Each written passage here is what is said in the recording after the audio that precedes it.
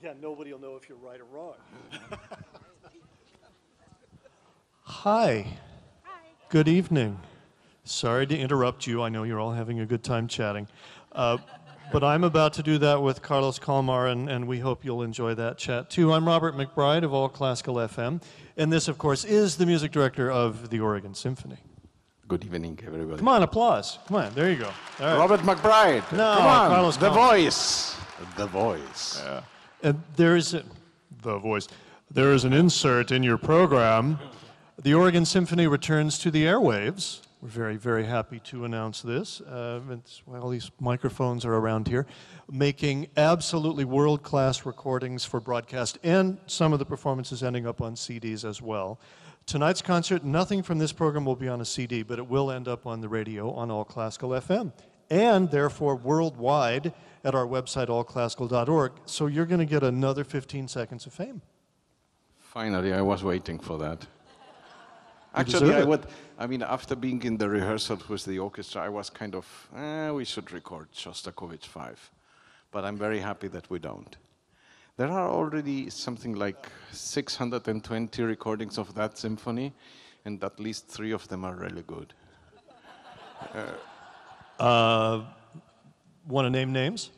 Well, I always like Yevgeny Mravinsky, who conducted the premiere. And I actually, in the last rehearsal, after we were done, I told the orchestra if they are interested, they could go on YouTube. There is actually this symphony with Mravinsky there. And I told them if you want to, sometimes it's interesting to see an orchestra conductor rehearse. And Mravinsky was very famous for, I can't explain what it really was because I don't speak Russian. And of course he was, his big time was, I don't know, from the 30s to the 60s, mainly. So he was the music director of Leningrad Philharmonic before, of course, the collapse of communism, and then it became St. Petersburg Philharmonic Orchestra, and it's not that famous anymore. And everybody had to get new stationery. Exactly. Business cards, all that stuff, yeah. Yeah, that was hard. Well, Mravinsky was dead at that time, but Mravinsky, there is one YouTube video that is Mravinsky rehearsing with his orchestra Brahms' Second Symphony, the last movement. There is even, I think, a part of him rehearsing Shostakovich 8, and it's a great example of a conductor where there is not that much movement. There is not, he doesn't do so much. It's very clear and clean, but there is not like, it's not Leonard Bernstein by any means. It's kind of the opposite corner. It's rather small and to the point, but if you listen to what he does, it's astounding. It's completely, I mean, my favorite Tchaikovsky 5 is by him, because it's very free, but you look at him and then it's always so funny to look at him. I literally do not speak Russian, so he stops and says 3 words, God knows what he says, again. And then he does the same thing 3 times, and then he stops and says, "Пожалуйста," which means please, which means please play well, or something. And then he, at some point in that little excerpt, which is 5 minutes long, of him rehearsing the beginning of the last movement of Brahms 2, you hear him say the word comrades. And you think that, oh, better they play well, otherwise they are going to end up in the gulag. It's nice. Yeah, we can laugh about that now. So, since we're talking about Shostakovich Symphony No. 5, his most famous, most popular symphony, but he wrote 15 of them, and you're going to do the 15th next season. Actually, I gave that, because that is a really difficult piece, so I gave it to a colleague. I love that symphony, so I'm really glad the orchestra is going to do it. I tell you, by the way, because I really want to lobby. First of all, Shostakovich, the greatest. And second, when next season you are going to see the 15th, please come and check it out. Because, first of all, it's a conductor that we all adore, and you have seen him several times, Hannu Lintu, that great, tall Finnish guy. with arms from there to there. And Second Symphony number 15 is very strange. It starts, I mean, we should talk about number 5, but 15 starts like a joke. It certainly does. Has incredible percussion writing in it. Yeah. Wonderful percussion and then writing. it gets so serious. And he's quoting, well, we'll save that for next Yeah. season. Where were we? Shostakovich, Symphony number 5. So, do you consider this, as many people do, one of those without which not 20th century incredible masterpieces?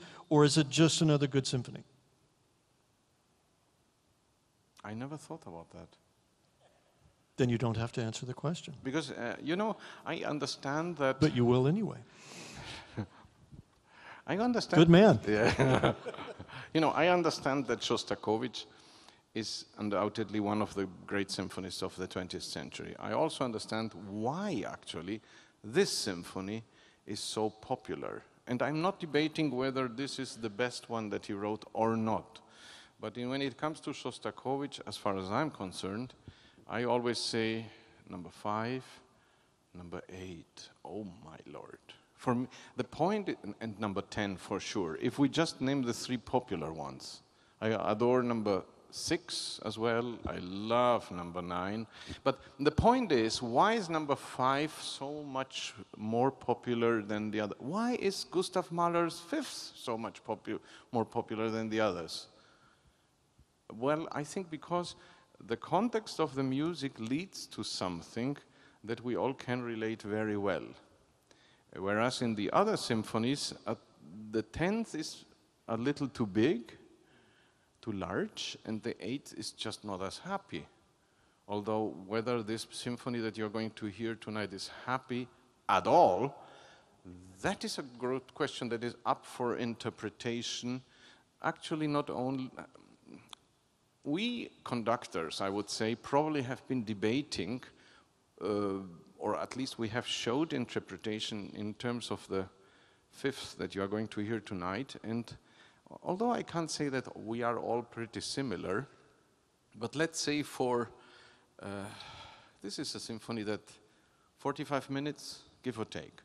For 41 minutes, maybe 42, we are all pretty much in the same corner. All of us. We are all kind of a little more here, a little more there, maybe a little more tweaking in the second movement, like we do. But essentially, and then comes the ending of the symphony, and then some of us go in this direction, some of us go in that direction.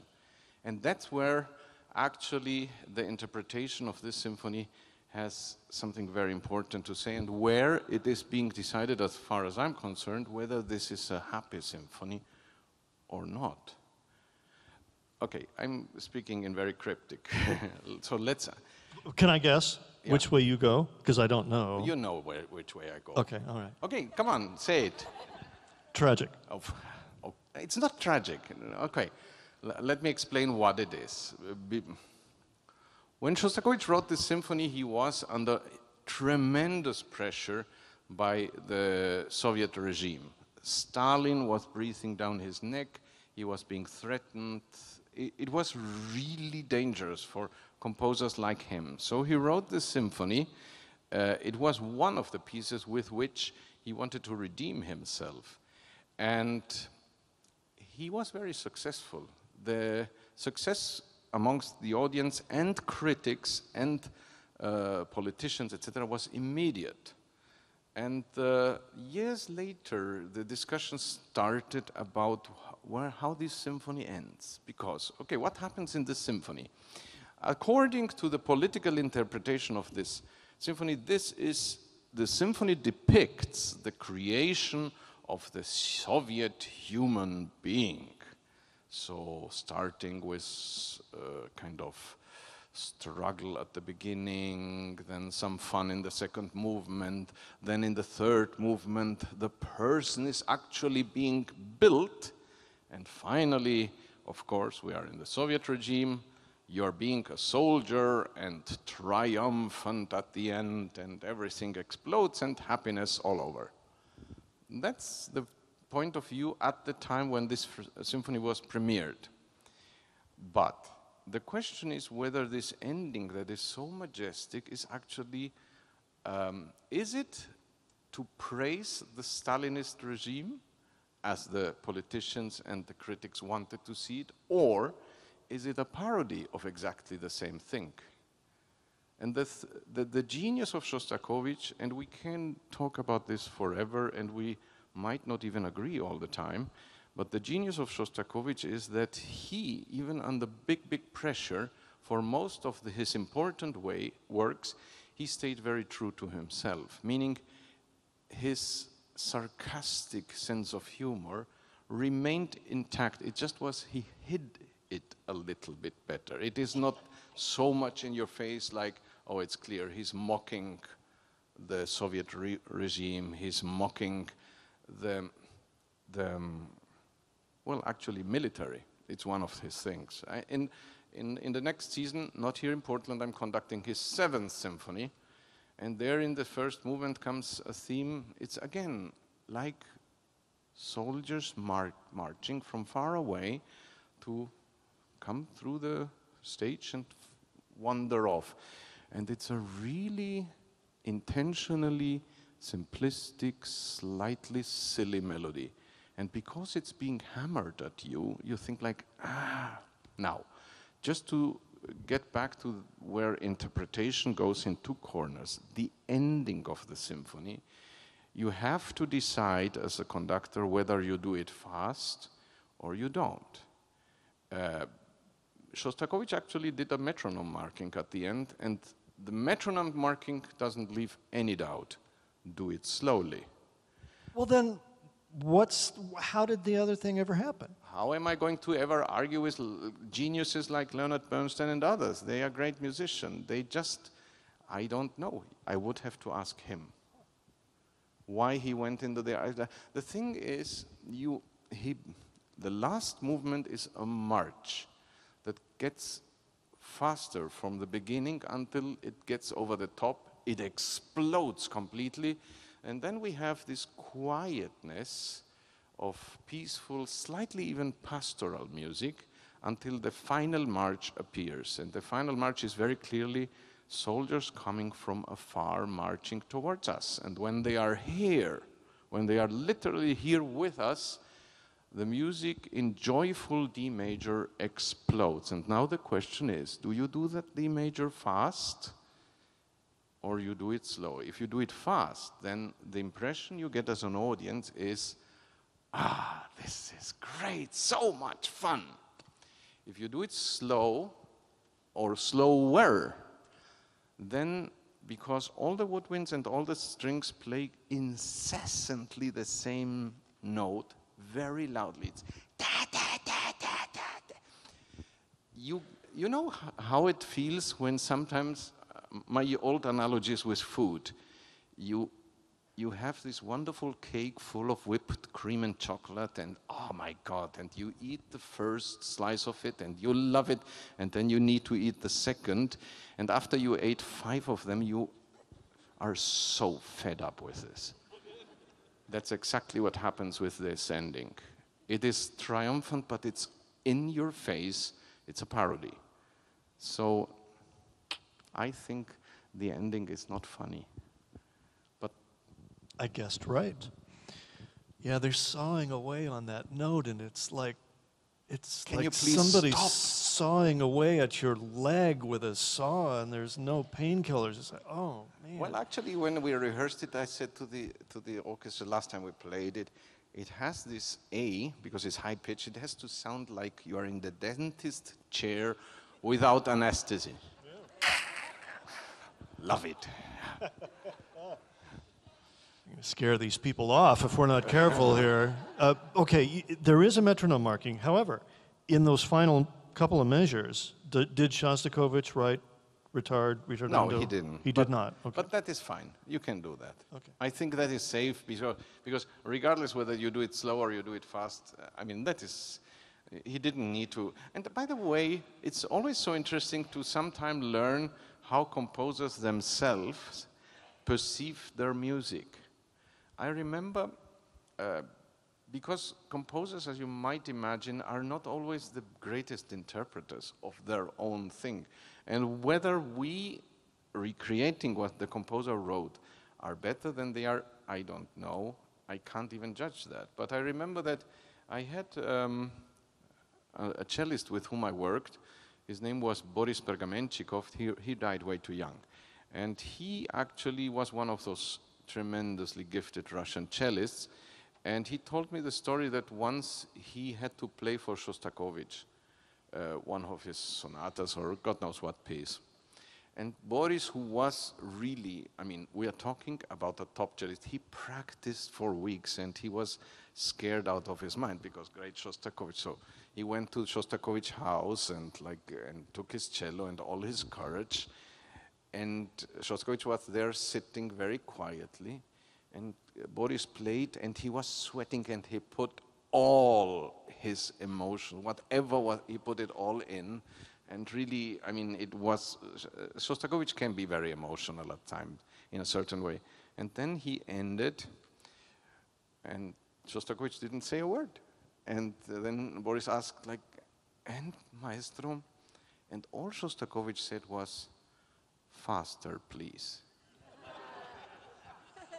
And for me, that says a lot about, sometimes as a composer, you write something and you don't know what you actually wrote. I mean, I'm not saying that he didn't know what he wrote, but yeah, faster.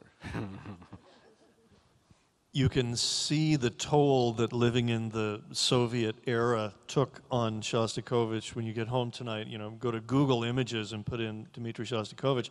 When he was young, he looked a lot like the kid who plays Harry Potter in the movies. What's that actor's name? I don't know. Daniel Radcliffe. Yeah. Thank you. Looked a lot like him. Cute little guy. And Stalin is Lord Voldemort. Exactly, thank you. And then by the end of his life, he's wearing these, you know, Coke bottle glasses, incredibly grim expression. He's just, oh, scary. Yeah. Talented guy, though. Very talented, and actually, aside from this huge thing that we talked about the ending of the symphony, this symphony is actually astounding. There is one other word that comes to mind every time I conduct this symphony number 5, which is loneliness.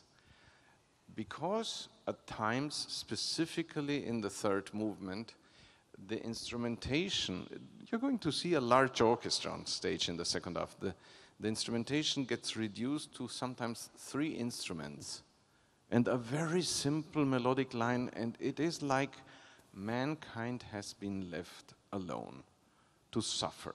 There is so much, that's why I told you this story about faster, please, because there is in the Shostakovich 5, in the first movement, in the third, when it explodes, it's so much desperation in the music. It is so, like you want to get it out, the screeching sound of the strings, it is astounding. And so in the end, I don't want to compare at all what Gustav Mahler, another one of my favorites, and Shostakovich did to each other. But if you think that a composer can write something about struggle and later about some sort of triumph, both are actually in the same corner. Mm-hmm. Because Mahler always is about the struggle of a man, and Shostakovich, at least in this symphony, with all its sarcastic innuendo, it's still about the struggle and the power that comes at you, and then the intensity of the piano. Oh yeah. I want to hear it now. Do we have to wait? Well, actually, you have to wait because, matter of fact, before the intermission, there is this little overture by Mr. Haydn, which is actually, it's as always in Haydn, it's a perfect piece of music. I mean, nobody knows it. I didn't know it either. I mean, we kind of handpicked it because it was the right length and the right instrumentation. We thought, okay, we need a little warm-up. So we picked it, and yeah, it's an opera by Haydn, and it's a 3-minute 45 seconds overture. But it's there is not a single note that is too much. You don't want to hear more of it. It has melodic taste. It has great instrumentation. It has so much fun. It's just Haydn. And then I don't want, aside from the great Shostakovich, don't want to deprive you from the joys of seeing Garrick Ohlsson and Mozart, his Concerto Number 9, the KV 271. It's a great piece too. Mozart and Shostakovich had a couple of things in common, both pianist composers, and they also both had the ability to write music pretty much anywhere, anytime. They could sit at a table with chaos going on around them and just write music. Shostakovich had that kind of fluency as well. But Mozart was a lot more fun. Mozart was more wackier. Though the slow movement of this concerto, was the first time he did a minor key slow movement in it. And it has hints of the operatic Mozart. That's what makes his concertos work so well. The piano concertos especially work so well, is that they have that kind of, I don't know, darkness and emotion and character and variety in them. You know the funny thing like you're being told a story even when you're not. Oh yeah, yes, I think because of the operatic character of his music. The funny thing about this piano concerto is this piano concerto is being considered the first major symphonic masterpiece that Mozart ever wrote, which leads me to ask, what was he doing before he wrote that? He was already 21, so was he just, I don't know, hanging out, as we say here, not doing anything? Texting his friends? Exactly. Yeah. No, YouTube videos? I mean, he wrote the Symphony Number 1, which is exquisite. It's just a child's symphony. But, okay, he was 21. This is a major step in history, this concerto, because it is, the concert violates etiquette. It does something that concerti at that time simply don't do. And of course today we just take it for granted because we know so many concerts, and we know so many concerts that actually do something very different. And after Mozart came Mr. Beethoven, who violated the etiquette again. But at that time, it was two things were standard. First of all, soloist comes out, sits, and doesn't say a word. Orchestra develops the theme, then the soloist can take off. Not so in this piece. In this piece, the orchestra plays 2 bars and the pianist starts to play. It's a violation of etiquette. And then the other thing is, after the cadenza, after the cadence in the first movement, the etiquette requires that the soloist does not play anymore. Not in this concert. He continues playing. And there is another thing. It's not the only time that Mozart did it, but I think it's the first time that he did it. He writes then a third movement, which is the classic, fun, buffonesque, slightly operatic rondo. And it's so much fun to listen. And once you get through the rondo and you think, okay, now comes the last 1.5 minutes, so let's rush, or something, he stops, and then he inserts another movement, or parts thereof. Because he puts a minuet in there, and you think like, what on earth is happening? Is this a 4-movement?